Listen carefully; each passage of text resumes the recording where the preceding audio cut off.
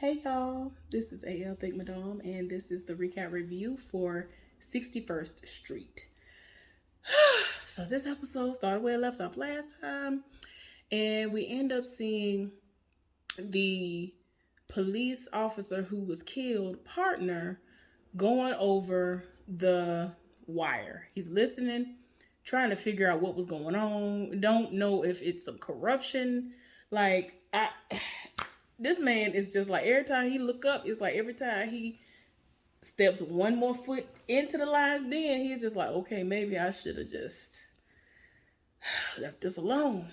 He listening to it, trying to figure out what's going on. Don't know. I still don't even really know if it's corruption or whatever that he was trying to uncover. Was he a part of the foolishness too? Because most of them are. Most of the people that I've seen on this show so far are corrupt pieces of trash. So ain't no telling. But anyway, it's a lot going on. And we end up seeing Moses still being carted off to jail for questioning. Well, Franklin just told his boy, don't say nothing. I'm your lawyer. Don't say nothing. I'm on my way to the jailhouse. Don't say nothing. So they're talking to him and he answering questions. And my thing is this, like, you might be innocent, but you over here incriminating yourself, not understanding that the things that you saying can be misconstrued very easily in a way where it's like, yeah, you could be like, yeah, I said that, but that's not what I meant. They ain't trying to hear that. They trying to get a conviction. They trying to get you put in there, up under there, so that you can be killed on the inside. At this point, like, I'm just saying, like, that's what is going on. And I don't understand why he ain't understanding that. My thing is, it's one thing to be green, but you know where you from. So why are you trying to sit up here and act like you don't understand that these people are not your friends? So they just sat up here and taking him in the booking. When I tell you, this had to have been the most uncomfortable scene that I have actually witnessed happen on a show. I was just I felt like it was happening to me. Everybody in the precinct stood up there, man, woman, didn't matter, while he was getting everything checked. They had him to empty out his own pockets, take his own shoelaces out of his shoe with one hand. Like, I don't know if that's a part of the process, but whatever. So it was just like all of them. It was 15, 20, 30 of them just standing there. And I was just like, oh, y'all ain't got nothing else to do. Oh, okay. Like, y'all doing the most. Like I would understand if y'all had concrete evidence that he did this, then yeah, okay, I understand this spectacle that's happening. But y'all done went off. Like, I was so disgusted. But yeah, they booking him. He got to get frisked. He got to get all of this stuff going on before they actually take him into the interviewing room. So, like I said earlier, the sergeant or whatever he is that sat up there trying to make him think he is cooperating and all this stuff. He was like, well, you said some things on the ride down here and I wrote it down and, this is what you said. So, and basically repeated everything back to him. And he was like, well, I wrote it up and you can sign it. And he was like, well, my lawyer said not to talk to y'all. And it's like, but baby, you done already talked to him. What is we talking about? Child, before he even got down there, he done signed the paper. And I'm like, what is wrong with you? Like I said, it's one thing to be green, but you're dumb at this point. You know how people used to say, I don't know how many of y'all come from my generation, but a lot of people used to say, it's one thing to be book smart and street smart. He ain't even got no middle ground. He just pretty much is like, if it ain't about running or these books, then I'm just dumb. Like, I was just like, you basically signed something saying, I confess to killing this man. Like, I was just done. I was like, you know what? I'm tired. It's too much. So yeah, we're gonna fast forward from that. Franklin done rolled up, and as usual, he going through the motions. He going through, about to die because his pancreas, his everything is towed down. Y'all, he can't even function to the point where he got to go find a bathroom before he can get there. And this is and I'm like, these are the critical seconds and moments and minutes, really, that kept you from getting to him because you towed down. And I understand it's not his fault. I mean, essentially it is because of the way he was eating, more than likely. We ain't gonna get into that because don't nobody want to hear me when I talk about it because I'm fat. Don't nobody want to hear me say it because I'm fat. But I've seen it work. When I went alkaline, when I'm all the way alkaline, which I'm actually going back alkaline now because, you see the way, you see it. Anyway, I'm just saying, When I'm all the way alkaline, all that ails me goes away. There are people who have had you gonna die in 6 months diagnosis, and once they did that, all that stuff was reversed. All the doctors was looking at them like, we doing your scans and ain't nothing coming up no more. I don't know what happened to the cancer cells. I don't know what happened to this. I'm confused. How you coming up off the diabetes medication? What is going on? But don't nobody want to hear me. Let me digress one more time. So anyway, so he going through and he got to find a bathroom and halfway tinkle because he cannot get it out and just pee normally because he has cancer. And so he finally make his way back there. The people don't even want to let him in. And they was like, he was just like, look, you know who my client is. Stop playing these games. You just trying to, kill time to try to do what you want to do for yourself. Like, just stop the lies. So they finally let him back there, the sergeant, because, he already got this dummy on the hook because he just sat up there and signed paperwork saying, yeah, I killed him. And I'm just like, oh, you so dumb, Moses. Oh, Moses, you so dumb. Like, he had to read him when he got in there. And he was like, you do know what you signed, right? I was like, boy, what's wrong with you? So anyway, like he really, and then the sergeant kills me because he really be trying to play that role like, I am here for the community. I want the same thing that you want. Like he know how to cut on the foolishness. He know how to spread the BS from left to right and try to make you think it tastes like rainbow puppies, everything. Like he's just trying to make it sound, everything just sounds so sweet and just everything. I'm just like, come on now.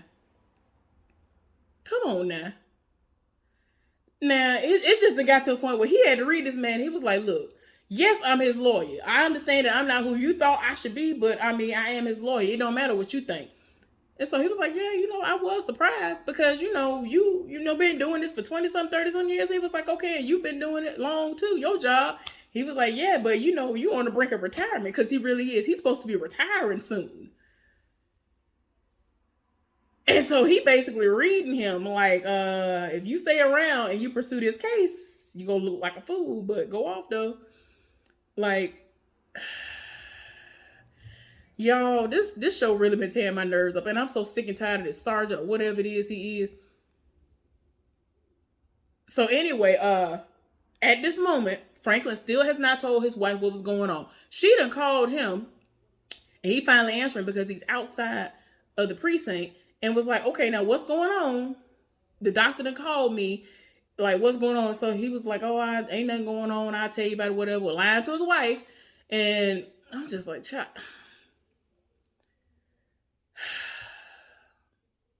Look, there was a person who holds Franklin in high regard.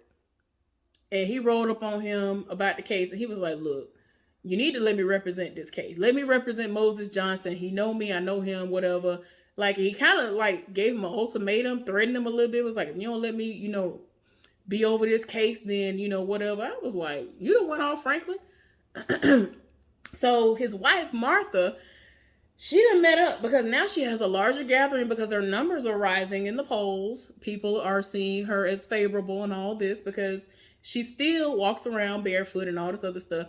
There is a reporter that's always there or whatever he is, and he put in his little section of the paper or whatever it was in his article, he entitled it Barefoot and Dangerous. And so she started quoting how there were women all throughout history that were making a difference, that every time you looked up, they had something slick to say about the women. Talk about how they said that Hillary Clinton's pantsuits looked a certain way. Like, it was just a lot of different people throughout history. And I'm like, yeah, it is what it is. That's how they're going to do. Anything they feel like, if they feel like you're a threat, they're going to have something slick to say. I don't understand. I understand, but it's sad. So anyway, Franklin rolled up. And like his partner kind of made it seem like, I'm going to resign or you're going to let me be over this case. And so him and his wife kind of getting into it. And the reporter is that he was like, wait a minute. So you're the person who's representing Moses? Oh, that's what we doing? Oh, okay. So the two of y'all working together? Oh, okay. Like, I'm like, oh my gosh. Like, he's painting this really crazy picture. They're looking crazy because they're arguing in front of him, not realizing he right there. And I'm like, child, this is too much. The different people who are on the police force are drinking and smoking and reminiscing on the times they had with the fallen police officer and all of that. They done had the funeral, whatever. Um, I'm just sick and tired. And you can just tell that his partner is just going through the motions. And like I said before, he needs to be somewhere sitting down and having nothing to do with the case. Like, you should be able to look at him and be like, okay, no, you need to see somebody. Like, he needs to see somebody. He needs to be in somebody's office. That's what he need to be at. He don't need to be out there in the streets doing nothing. So he done rolled up on the wife after the funeral. Every time you look up, he got a drink in his hand. He got a drink in his hand on the way to the house. He got a drink in. You already drunk in the car. You already got a drink in the car. And now you come in the house, got a whole nother whiskey glass full of something else to drink. And I understand that y'all live for him and y'all miss him, but y'all doing the most. So he's sharing a moment with the ex-wife. I mean, not the ex-wife. He's sharing a moment with the wife, with the widow. And it's just a lot. And so the wife felt like maybe he should have some baseball that he caught or whatever. And so he was like, no, and gave it to the son. Well, Joshua, Moses' brother, he done went in his room. He in his feelings. Like, he really misses his brother. And he done put on like a shirt that his mama had in there. Y'all see it later on. Well, they end up going to the funeral of the fallen fool who actually was an informant of sorts or whatever. He was cohorting with the police. And so the partner went and showed up at the funeral. Why did he do that? I was like, sir. He was like, oh, I'm just trying to look around real quick. I ain't gonna be here long like that. He done rolled up. The people recognized him and was like, yeah, what you're not finna do is this. You mad, disrespectful. Like, the whole service was going on. And they saw who it was. It was like, oh no, we know who you are. And we know the person who pulled that trigger and killed Tutu or whatever his name is. Keep in mind, that police officer didn't know who he was referring to on the recording until this moment. So now he connecting dots that he shouldn't even know about at this point. But yeah, then people told him, you need to roll out or we gonna, like, they was like, we try not to be disrespectful to his mama, but we will roll up if we need to. Man, it was about 4 or 5 of them. I said, no, not at the church house. Not at the church house. So he finally got up out of there. He and his feelings, and like I said, he was connecting dots. I said, Lord, not Tutu or whatever his name is, child. So anyway, he going through the wire again and listening again. He was like I said, connecting dots. I was like, oh gosh, no, not him connecting these dang dots. Tired. So anyway, like I done told y'all before, I was not finna sit up here and drag it out. But yeah, old boy has cancer. Franklin has cancer. They had done the biopsy, did what they needed to do, did the scans. They confirmed it in this episode that he does indeed have it. So he done went and sat in the car. He over here trying to figure out how he gonna tell his folks. And he just decided he ain't gonna say nothing. Well, tell me why she at the house. She coming home from the function. You know, she done had a little speech she doing or whatever. And this same reporter who is painting her in this bad light or trying to is inside the gate of their home while their son is sitting on the steps talking to him. I was like, oh, you done crossed the line. Like we already have discussed before, he is like special needs to some degree. I can't tell if he's autistic, has Asperger's. I don't know what's going on, but you could tell that he has special needs. And so, look, Franklin is full speed ahead. He is trying to do everything he can as far as this Moses case is concerned. And so now they are doing this first hearing. They want to know what's going on and see if they had a chance to talk. And so he was like, yeah, what y'all gonna do?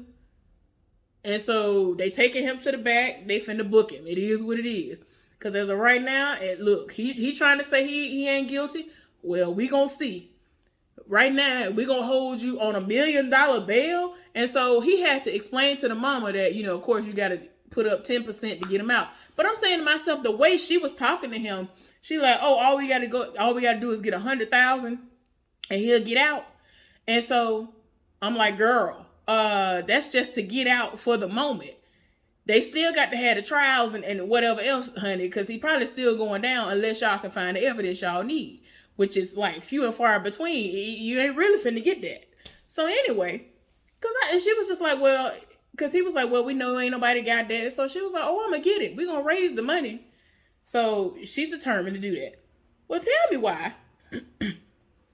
The wife, Martha, done called the doctor's office back because he won't say nothing. So she took it upon herself to call back. Before she could even ask a question, he was like, oh my gosh, I'm so sorry, whatever.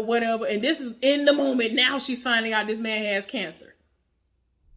And I'm like, sir, do not do this. I don't understand. My thing is, if you don't say somebody first, I'm not saying nothing. Like, but anyway, he done told her. And now she done dropped the phone, basically, because she is like, wait a minute now. No, my husband got cancer. And he has like a very aggressive form of cancer. Like, it's bad.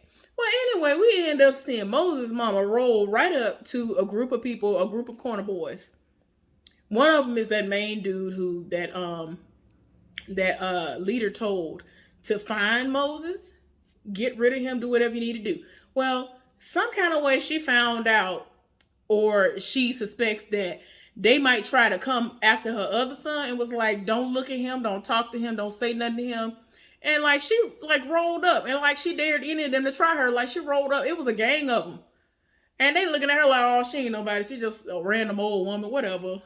And she went back in her house and, closed the door. I was like, child, the fact that you had to even roll up to say any of this is sad. But yeah, in her mind, she like, I'm finna make this money. I'm finna raise this money for my son to get him out. And so she went straight to getting some embroidered stuff added on to these sweatshirts. And it has his name on them. So she's going to essentially sell them or have people, donate if they want to. But yeah, in order to show that you are in support of him and you believe that he didn't do it, you're going to buy one or whatever or wear it in support of Moses. So yeah, we end up seeing the sergeant rolling up on the partner. And he trying to understand why he done rolled up to the funeral of a gangbanger, starting some stuff. Why you want to be starting something? You got to be starting something.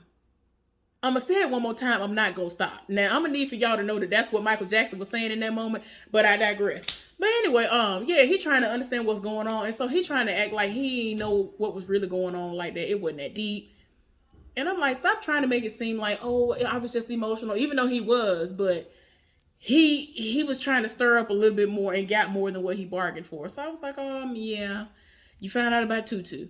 Still ain't told his boss what was going on. Still ain't told him about the wire because he's still trying to process the fact that he found it to begin with. So then we see Franklin at the crime scene. So he done rolled up as the lawyer. Like, it's like he got to play his own personal detective and lawyer to try to solve the case and free this child.